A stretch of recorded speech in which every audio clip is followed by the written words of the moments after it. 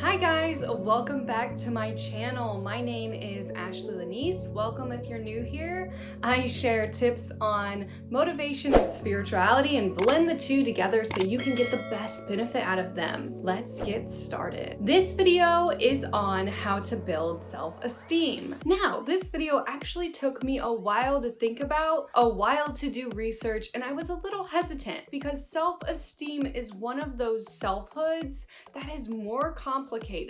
Self-love is less complicated than self-esteem. And I actually read a book for this research called The 6 Pillars of Self-Esteem. I will link it down below, and so I will ingrain them into each tip. As I go along, I have 8 tips, and stick around to the 8th tip where I share one of the most vital points on how to build self-esteem. What is self-esteem? It is your self-evaluation of your current worth. And it is the most fluctuating selfhood, meaning it goes with your life. It goes with your current beliefs. It goes with your current emotions, and it goes with the current events that you have been enduring. It is a subjective view of how you are. Self-esteem is not objective. Objective means factual. Subjective means based on opinion. So your current opinion about yourself plays into your self-esteem. Self-esteem is the most vulnerable selfhood that is susceptible to changing, and then it can pull your other selfhoods down. If your self-esteem drops, it affects your self-love, it affects your self-efficacy, just like the book 6 Pillars of Self-Esteem talks about that, and it affects your overall view of yourself. Self-esteem is a roller coaster. It is up and down and up and down, and it always changes. But what you want to really get is you want to keep going up and have that constant incline. Think of self-esteem like steam. Esteem, it's fuel. Your self-esteem is your fuel levels of how good you feel about yourself at that moment. So that leads me to my first tip, which is take care of yourself and put yourself first.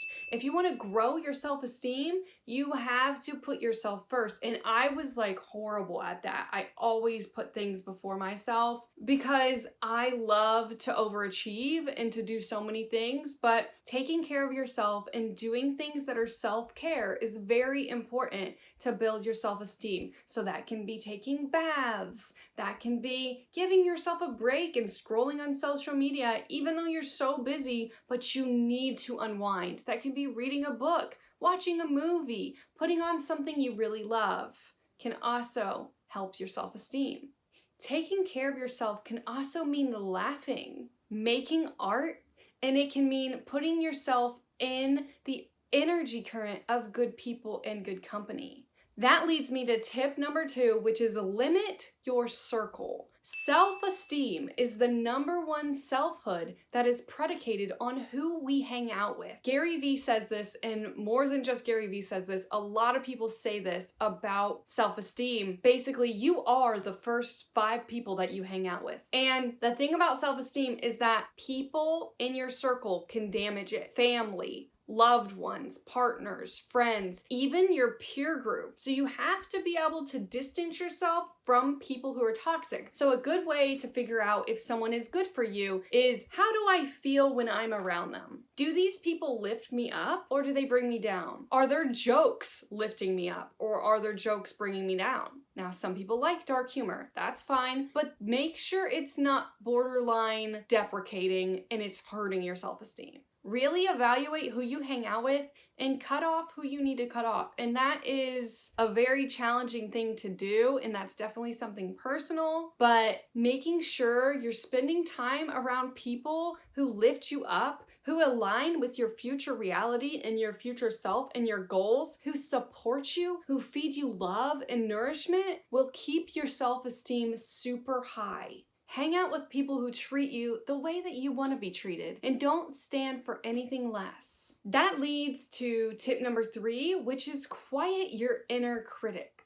Evaluate who you're hanging out with and think about who you are on the inside and how you judge you. Because if you've been hanging out with people who judge you a lot and who are mean to you, it can manipulate the voice in your head to echo their responses, to echo that judgment and that critic. Or just growing up in this society we live in, it is very easy for our brain to start sabotaging us and to start being overly critical and mean to us. You don't need that, okay? You don't need your brain telling you that you're not good enough. So quiet that inner critic. I made a video on your best friend brain when I was talking about self-love. And what that is if you don't know how to quiet that inner critic, instead adopt your healthiest best friend who would say the most positive things to you. So when you think things that are negative, what would your best friend say to that? That best friend that doesn't put you down, what would they say? And if you don't have one, I'm going to be that voice for you. And if you say anything deprecating, then your best friend brain will say, no, you are not.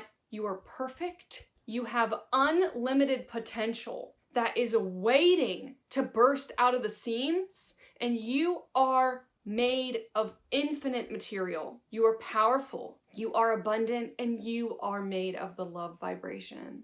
Be sure to check out that video on self-love because self-esteem and self-love are very connected. Tip number 4 is ignore your weaknesses. In the video I made last week, which was on self-confidence, I talked about how you should focus on your strengths. These two go together. If your self-esteem is low, you are probably focusing too much on what you're bad at.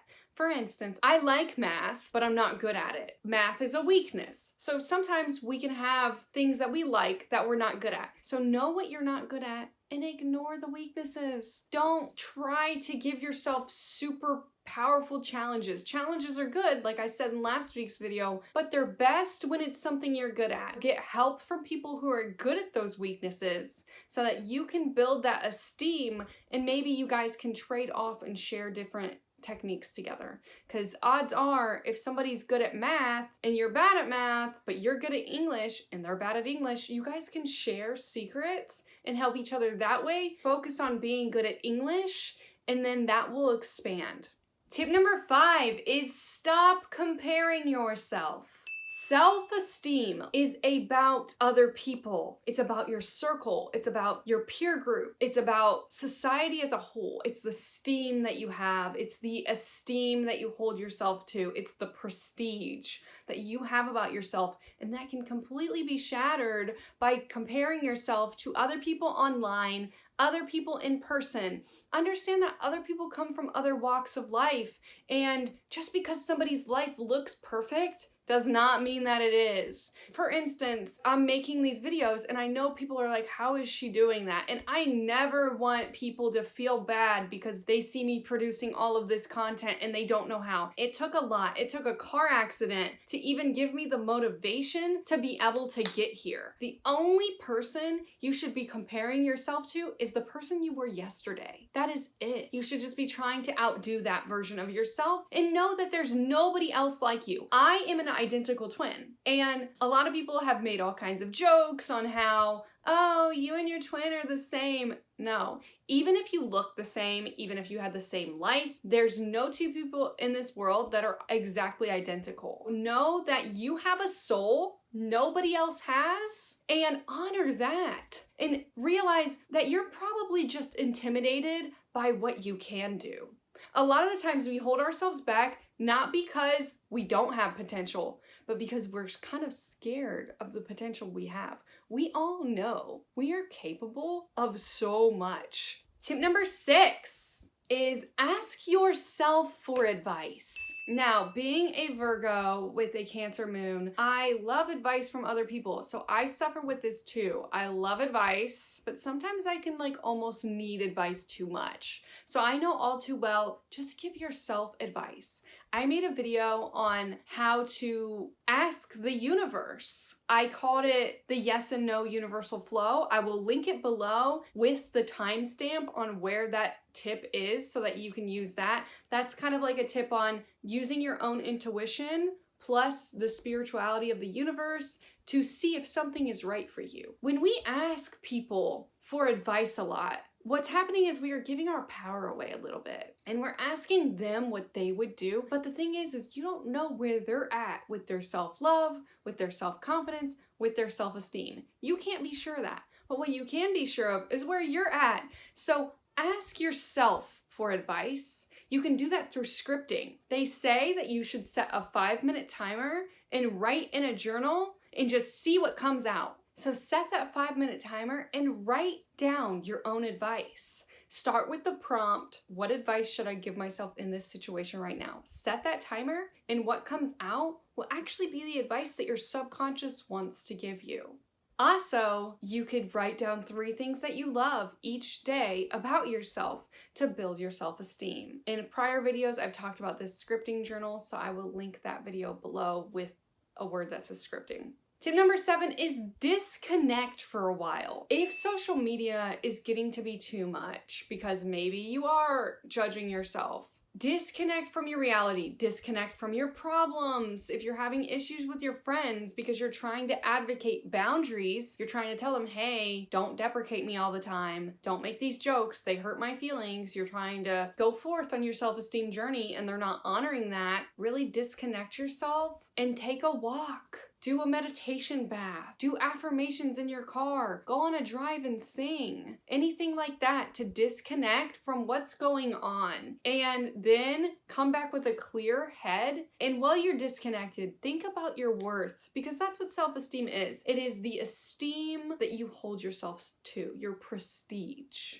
It is how you feel about you. Apologize to yourself if that's what you need. Apologize to your past self, your inner child, if that's what you need. And erase the shame, and then you will then transcend into a higher version of self-esteem. Tip number 8 is having respect for yourself is how you build self-esteem. And I did not really understand respect growing up. It took a while, longer than I'd like to admit, but it's basically like if you talk down to somebody, you don't respect them. If you talk up where you guys are equal, that's respectful. And it can be simplified down into that. How do you speak to someone? Are you putting negative energy into that, or are you putting positive energy into that? Making sure that your inner voice speaks to yourself respectfully is key. So that's all that I have for you guys. Thank you guys so much for watching till the end of this video. It really means a lot to me. If this video gave you value, please give it a thumbs up, subscribe to the channel. Next week, I will be posting a video on cue response systems. Now, I've already talked about cue responses in some of my other videos, but the videos that I've made are really short and sweet, and I wanted to add more research into cue responses and give you one video you can watch and come back to and replay over and over again to strengthen your cue response system. Thank you guys so much, and go forth loving yourself and having high self-esteem, and I will see you again in the next video. Bye.